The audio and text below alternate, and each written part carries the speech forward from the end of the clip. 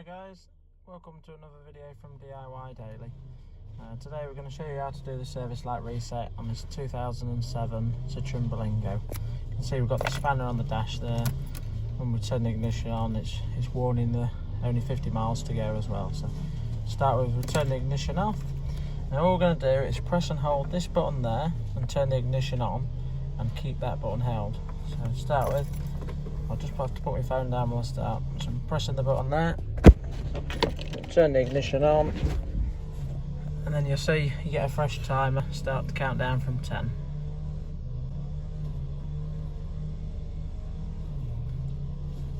Once that gets to 0, release the button, turn the ignition off. You see the spanner light's gone there now, and it also says 12,500 miles till next service. That's it. Thanks for watching guys, and we'll see you next time.